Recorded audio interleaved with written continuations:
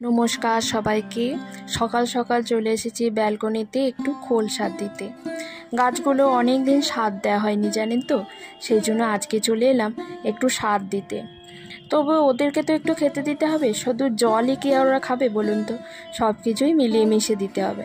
তা যাই হোক, গাছের কাজ মিটিয়ে এখন আমি রান্নাঘরে চলে এসেছি। এই মাছগুলো এখন ধুয়ে নিয়েছি, এগুলো ইলিশ মাছ, আর এইগুলো আজকে রান্না করব। আর এইটা পুকুদের, আর এটা কাতলা মাছ, এগুলো রুহির আর রুহির বাবার জন্য হবে। এটা হচ্ছে রুই মাছের ডিম, এটাও পুকুদের।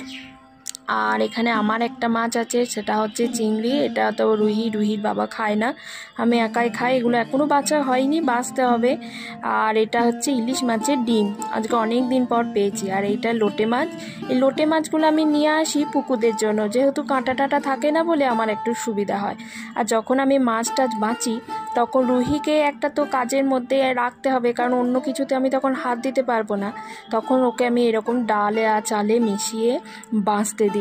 তাতে কি হয় বলুন তো, ওরে ফোন টোনও চায় না, আর টিভি দেখতেও চায় না, মানে কার্টুন থেকে ওকে দূরেও রাখা হয়, আবার একটু কাজও করা হয় ওর।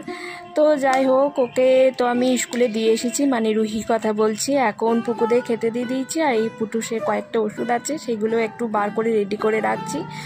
তো পুটুস বাবুর যে আমার কবে ওষুধ শেষ হবে, আমি শুধু সেইটুকুই দিন গুনি আর কি। ছেলেটা আমার ওষুধ খেতে খেতেই শেষ হয়ে গেল। পুকুকে যেমন সিরাপ খাওয়ানো খুব সুবিধা, পুটুসকে সেরকম আমার ট্যাবলেট খাওয়ানো খুব সুবিধা। সিরাপ খাওয়াতে আমি ওকে একদমই পারি না, খুব জ্বালাতন করে। তো সব কাজ ছেড়ে নিয়ে এখন রান্নাঘরে এই যে মাছগুলো সকালে পরিষ্কার করে রাখলাম, সেইগুলো এখন রান্না করছি। এদিকে হচ্ছে মোচার তরকারি, আর এটাতে হচ্ছে ডাল। আর এই মাছ এখন পুকুর বলছি, ও রুহির আর রুহির বাবার জন্য, আর পুকুরের তো লোটে মাছ। তাও কাজ করতে করতে এখন আমার সময় হয়ে গেছে রুহিকে আনার, আর রুহিকে আনার জন্য এখন আমি রেডি হয়ে নিয়েছি। এবার বেরোবো, রুহিকে নিয়ে আসবো। আর বলেন না, আমি অ্যামাজনে মাঝে মাঝেই দেখছি যে বিভিন্ন রকম জামদানি ব্লাউজ বেশ পছন্দই হচ্ছে। তারপর মনে পড়ে গেল আমারই তো জামদানির একটা ব্লাউজ পিস আছে, সঙ্গে সঙ্গে নিয়ে বসে পড়লাম আজকে এই ব্লাউজ পিসটা কাটতে। তো এই যে আমার লাইলিনটা কাটা হয়ে গেছে।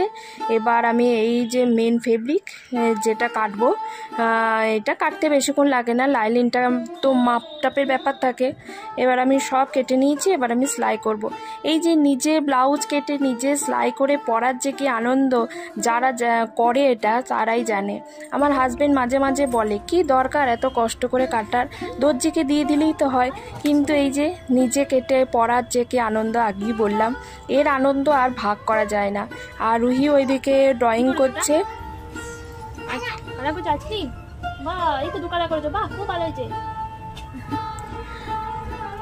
ওকে ওইদিকে ড্রয়িংয়ে বসিয়ে দিয়েছি। আর এই যে আমার পুটুস বাবু ওইখানে অধীর আগে বসে আছে, মায়ের কাজ কখন শেষ হবে।